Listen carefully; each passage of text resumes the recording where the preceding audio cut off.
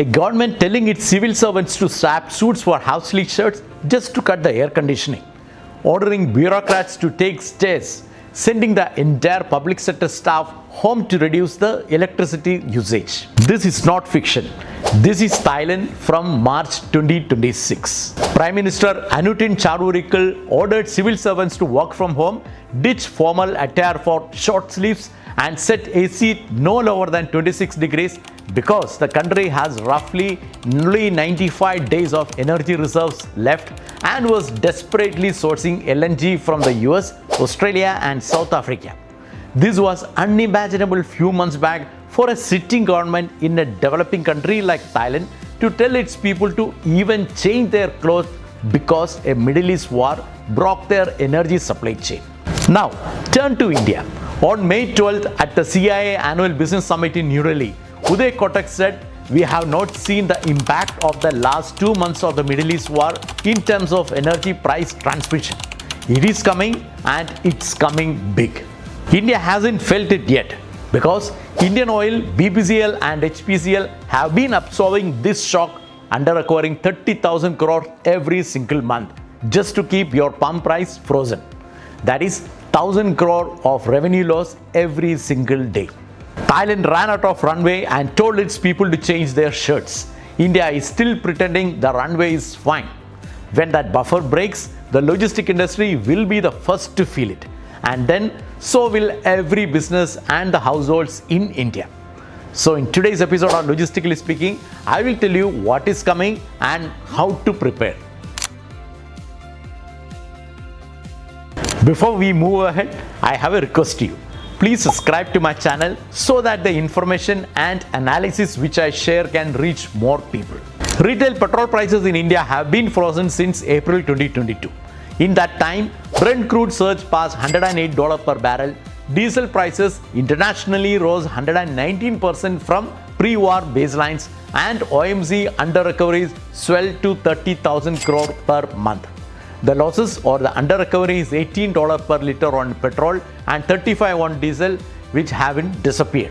The fuel powering every truck, tractor and generator in India's supply chain has more than doubled in cost. That burden hasn't vanished at the pump. It has been silently absorbed, and the absorbers are running out of capacity. And it's not just transport fuel. LPG, that's a cooking oil in nearly every Indian household, is part of the same under-recovery pool.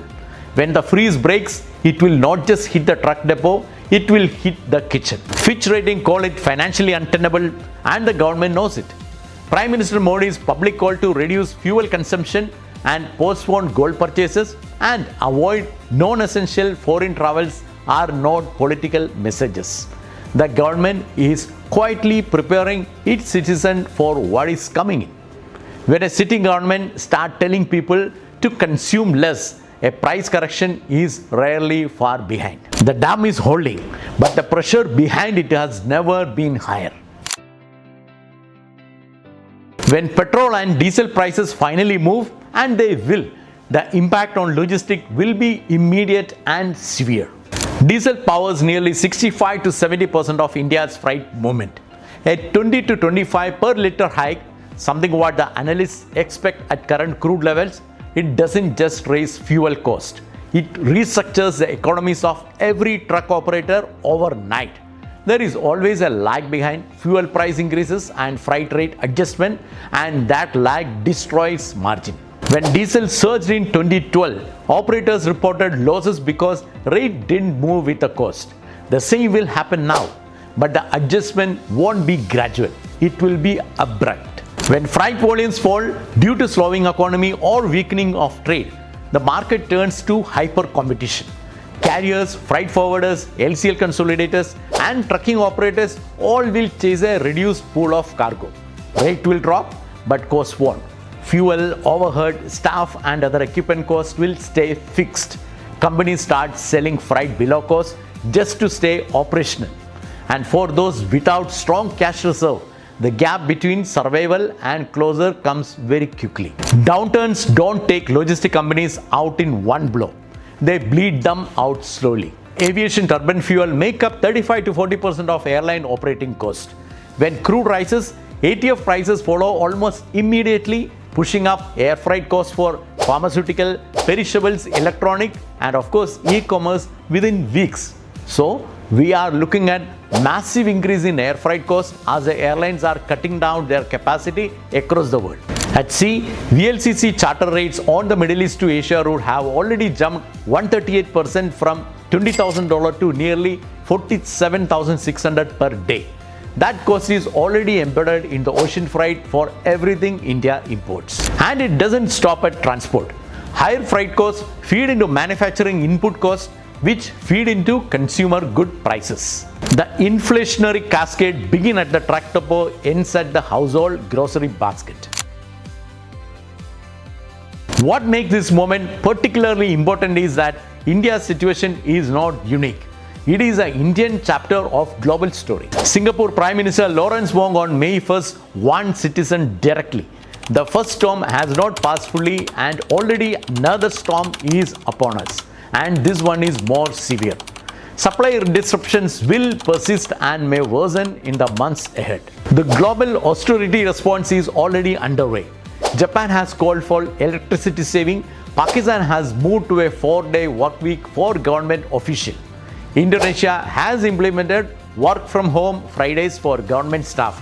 And Sri Lanka has shortened school weeks.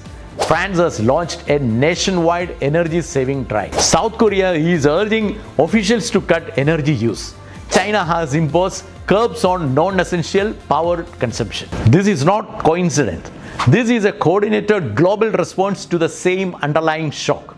A West Asian conflict that has disrupted the energy supply chain that the entire world depends on.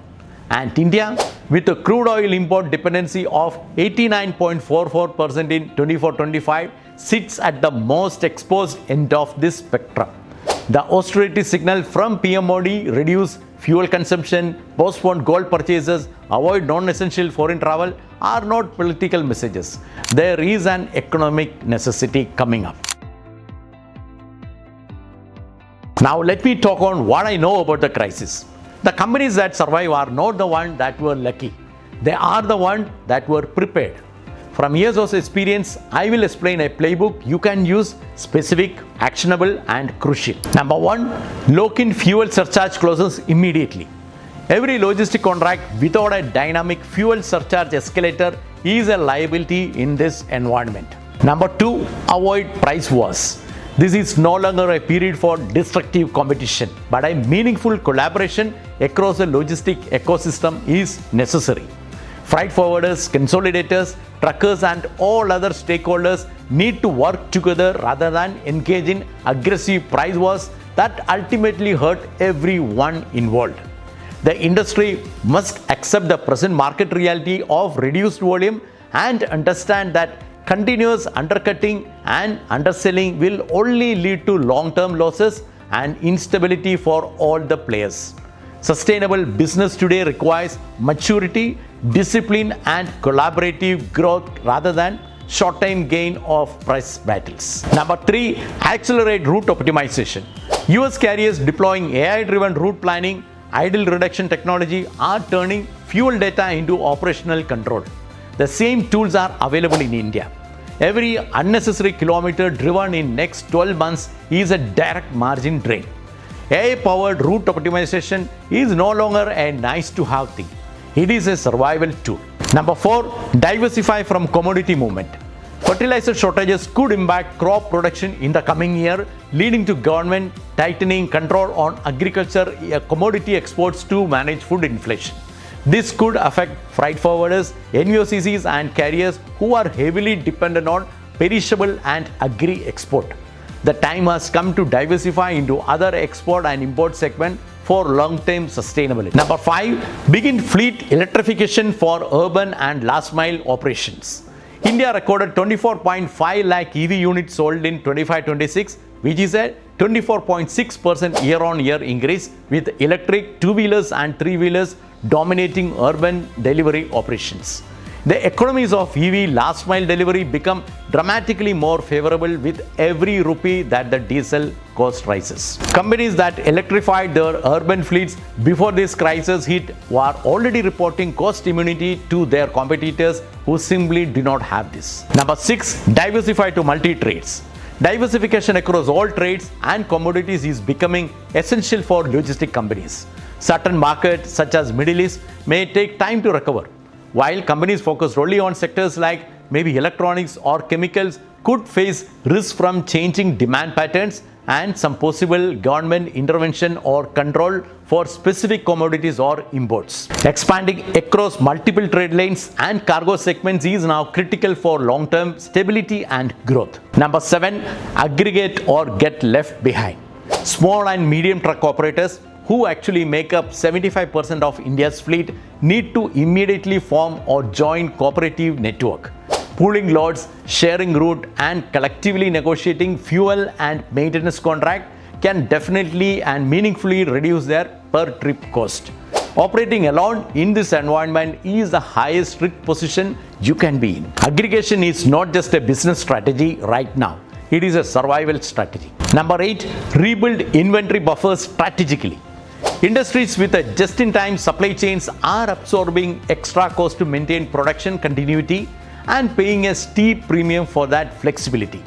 Companies that invested in slightly deeper inventory buffers before the shock hit are now negotiating from a position of strength.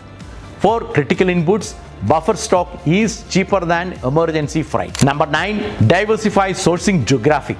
India has already expanded crude import sourcing to 40 countries with 70% of imports now coming through routes outside the Strait of Hormuz, up from 55%. The same logic applies to every supply chain. Single corridor dependency is a vulnerability. Multi-source, multi-route supply chains are the resilience model for this particular time. Uday Kotak said it plainly. We are living in a hostile tribal world and we have to be ready. The buffer that shielded India's consumers and logistic operators from the full impact of this war, the 1,000 crore per day OMC reduced collection, is not a permanent policy. It is a temporary bridge, and that bridge has weight limit. A price hike of the order of 20% is probably warranted in petrol and diesel at current crude level, according to economists. When that adjustment comes, it will arrive not gradually but decisively. And the logistic industry, which has been operating at frozen price economies, will need to reprice, restructure and replan faster than it has ever done before. The companies that are already moving, locking in surcharge clauses, optimizing route, electrifying urban fleets, diversifying supply chains will not just survive this shock. They will emerge from it with a structural cost advantages over competitors who waited for a long time. The message from Singapore to New Delhi, from Uday Kotak to the RBI governor, from Fitch to ICRA, it's the same. The impact is coming and it's coming big. The only question is whether your supply chain is ready for it. Thailand changed their shirts. India need to change its strategy. Thank you for watching till the end. Look forward to your comments and ideas on the crisis which is coming up, which can help everyone. See you next week.